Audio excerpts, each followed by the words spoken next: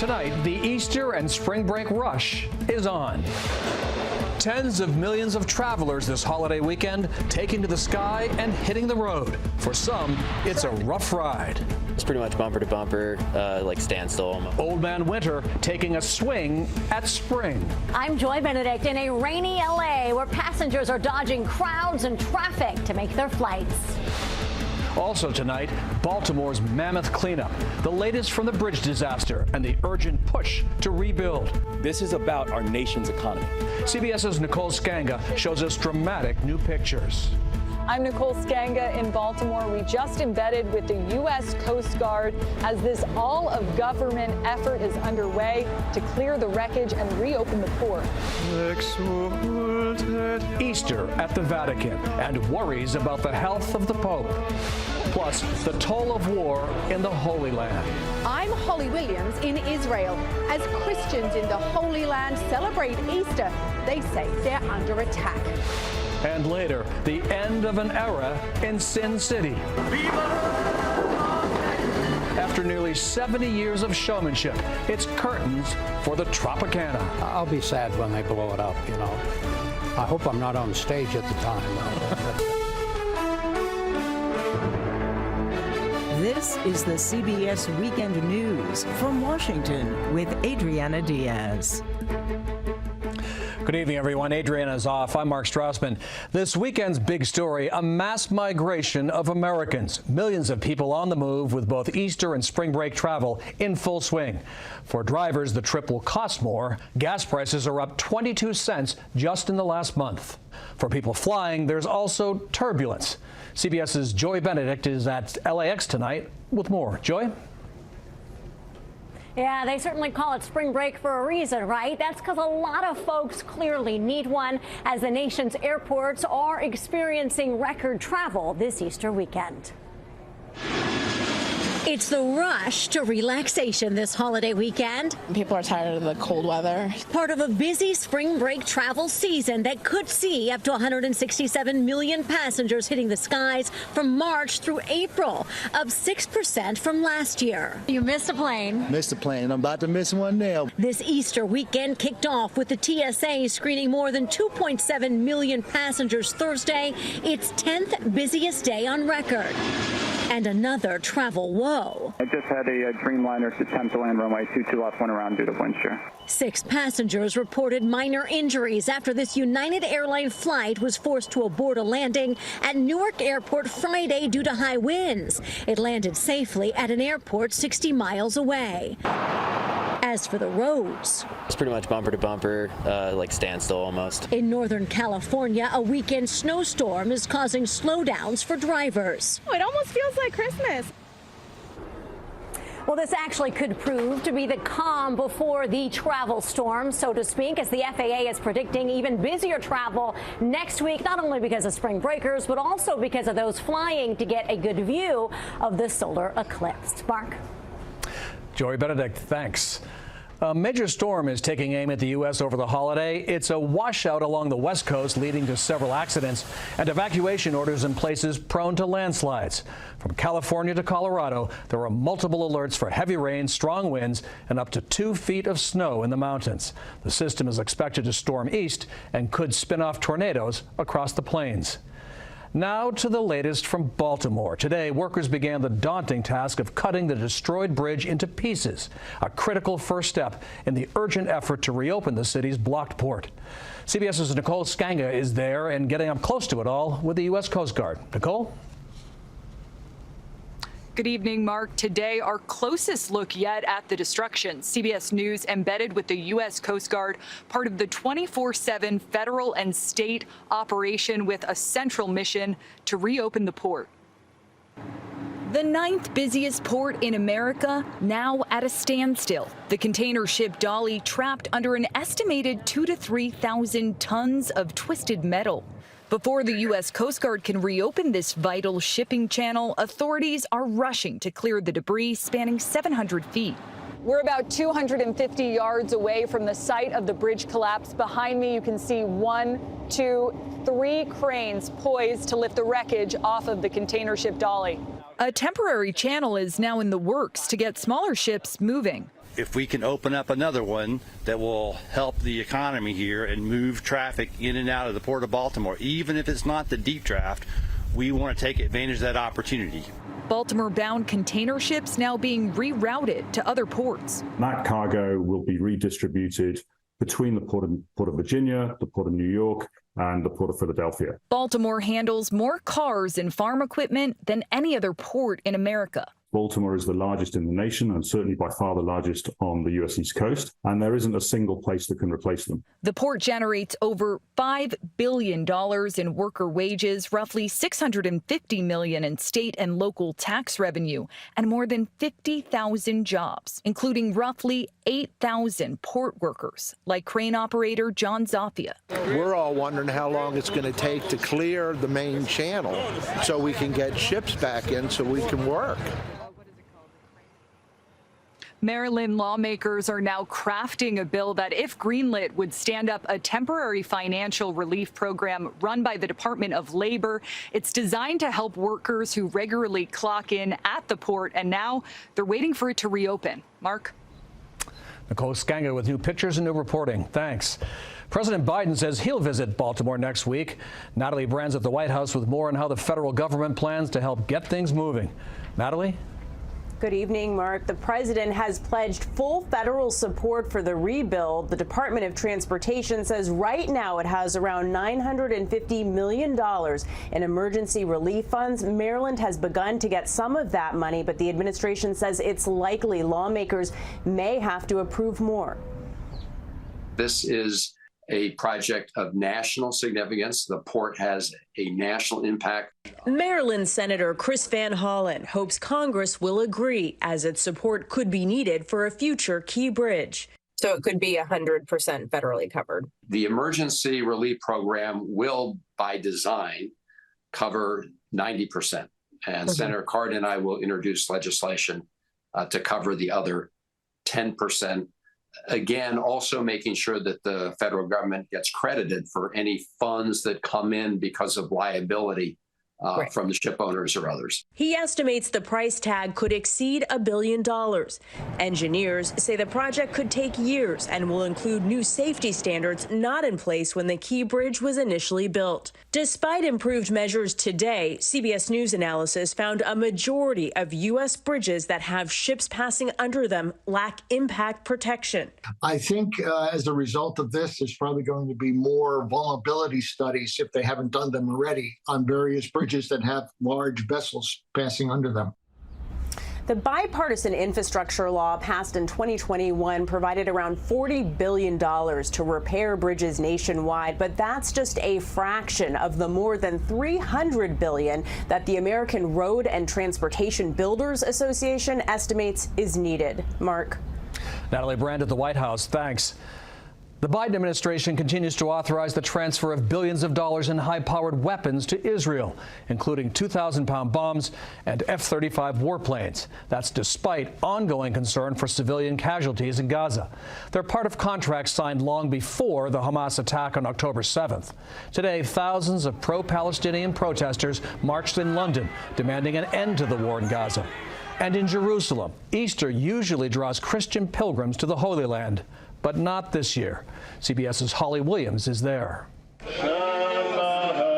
On Good Friday, Christian pilgrims filled the ancient alleyways of Jerusalem, praying and singing as they walked the Via Dolorosa, in English, the Way of Suffering. Christians believe that around 2,000 years ago, Jesus walked this route through Jerusalem, carrying the cross to the hill where he was crucified. But this year, the procession was smaller than usual. Many stayed away because of the Israel-Hamas war. Kurt Blackwelder is a minister from North Carolina who made the pilgrimage despite the violence. I wish we could all come together in one spirit, one belief. The trouble here, I understand, it's biblical. Jerusalem is a contested city, a holy place for Jews, Muslims and Christians, claimed as a capital by both Israelis and Palestinians. The tiny Christian community in Jerusalem only numbers around 15,000 believers, many of them Palestinian, and their community is under attack. there's been a spike in assaults by ultra-Orthodox Jews, including spitting at Christians and even desecrating this cemetery. It's very uncommon for people to be arrested. Father Bernard Poggi is from California, but has lived in Jerusalem for 10 years. What's your worst fear for Jerusalem? Our worst fear is that people won't have a right to pray. Our worst fear is that people will be removed. Those who want to come to this holy city to pray, as they are now, are being rejected, that they're not given permission to come. In Gaza, Palestinian Christians are struggling simply to stay alive. Hundreds have taken shelter inside churches in the Gaza Strip, hoping for protection. But one church compound was hit by an Israeli airstrike in October, killing at least 18. Ships carrying over 300 tons of food aid headed to Gaza today. Mark, this week, the International Court of Justice ordered Israel to allow the unhindered access of humanitarian aid into the Gaza Strip and said famine is, quote, setting in there. Holly Williams in Tel Aviv, thanks. Tonight, Pope Francis presided over the Easter Vigil Mass at St. Peter's Basilica in Rome. The 87-year-old arrived in a wheelchair for the 2-hour service, but the pontiff skipped a Good Friday event. The Vatican said he wanted to preserve his strength. This is the busiest week of the church calendar. To New Mexico now, where a police chase in the Southwest looked like a flashback to the Wild West. Albuquerque police! Stop! Body cam video showed an Albuquerque officer on horseback chasing after a shoplifting suspect. He keeps running, but a race between a man and a horse is not a fair fight. Before long, a posse of mounted police, 3 in all, have him in custody. Somewhere, Wyatt Earp is smiling. Want to be a borderline billionaire? Jumbo jackpot's up for grabs with tonight's Powerball drawing. The massive prize, $935 million. There have been 37 consecutive drawings without a winner. And straight ahead on the CBS Weekend News, it's closing time for a landmark on the Las Vegas Strip. We visit the Tropicana. And then, thinking of a new pet? Why Easter and real bunnies should probably not mix. And later, making history. How this high school senior did it, getting something done in the U.S. Senate.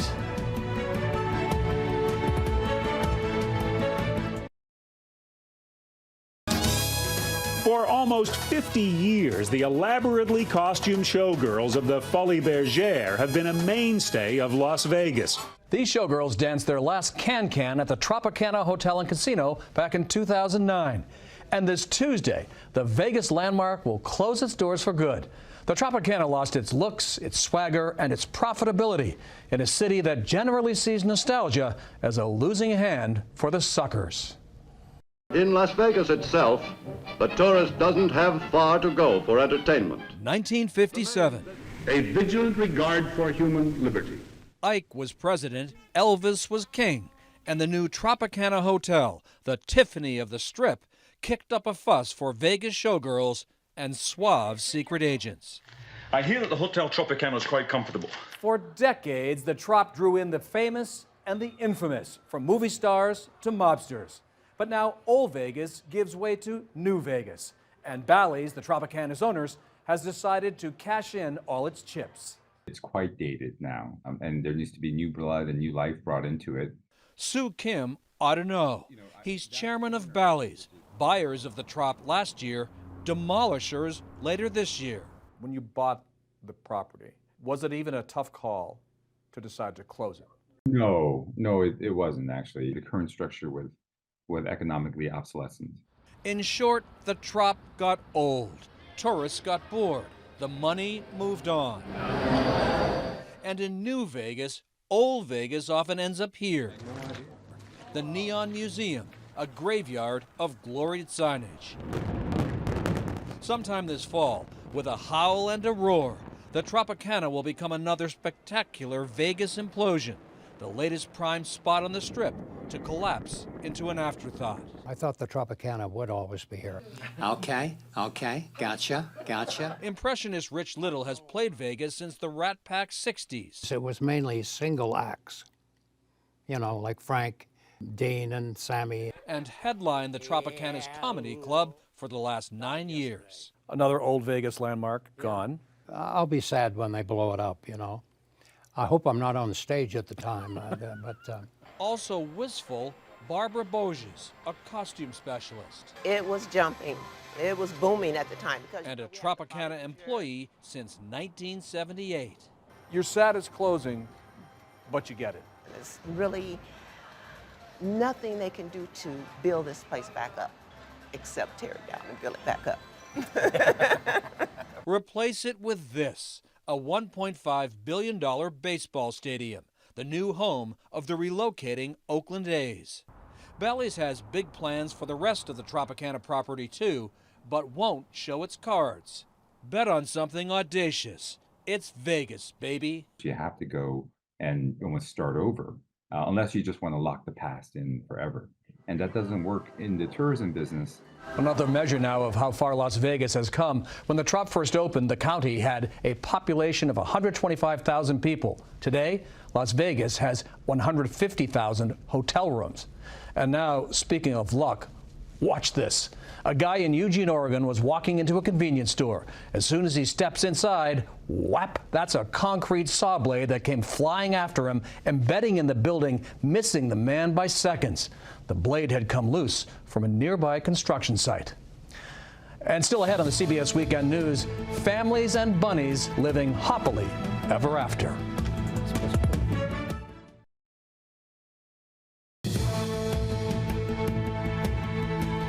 Now a story about the Easter Bunny. No, not that one. I'm talking about real rabbits here. In tonight's Weekend Journal, no bunny knows the story quite like CBS's Itai Hod. Just before Easter, Ben Vanderveer, a father of two, found himself in a hair-raising predicament. You tell your kids that you're going to look at a house full of bunny rabbits, and that dominates the attention and discussion for the day. Last year, 9-year-old Delphine and 5-year-old Adrian visited relatives who had a bunny. Since then, it's all they talk about. Let's go. Which is why Ben decided to take a leap of faith. The little black nose. Heading to a rabbit rescue just north of San Francisco for a little bunny bonding. Good girl. Save a Bunny founder Marcy Berman says a lot of parents get their kids bunnies for Easter, but raising a rabbit is a lot of work. My good girl. It's why rescues get full about 2 weeks after Easter, just as the novelty of having a bunny wears off. It's been a super crisis in the Bay Area, and it's probably only going to get worse. According to PETA, about 80% of rabbits bought for Easter will die or be abandoned within the first year. These rabbits are not wild, and so when you set a bunny free, you're just really feeding the wildlife. To try and combat the problem, Save a Bunny now offers a foster to adopt program, essentially giving people a trial run for bunny parenthood. She's about a year old. At the end of the day, the Vanderveers fall in love with Yvette, a mini-lop rabbit with floppy ears. Are you excited about getting a bunny? Yes. Sure. Yeah. As for Delphine and Adrian, they're jumping for joy now that they've found some bunny to love. Isn't it pretty? Itai Hod, CBS News, Mill Valley, California. Next on the CBS Weekend News, a West Virginia teenager whose life is an open book.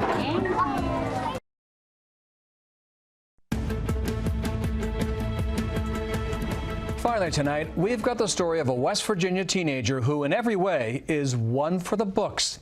Here's CBS's Scott McFarlane.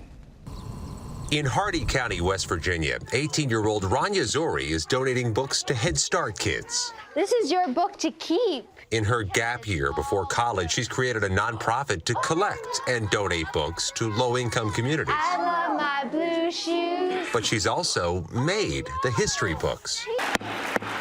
In this year of stalemates in Congress, Zori managed to author a formal resolution passed by the U.S. Senate.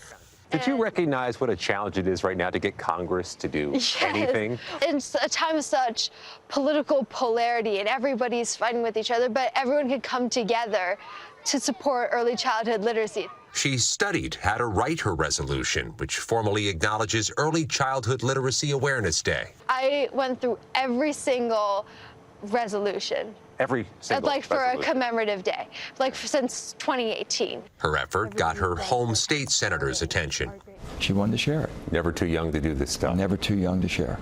And together they lobbied for her bill. It basically tells you what the country is all about and what our form of government's all about, what we're supposed to be doing. It's for the people, not for the parties. I want a book. Yes. A book lover already writing her own story. Scott McFarland, CBS News, Moorfield, West Virginia. And that's our read on the world this Easter Saturday.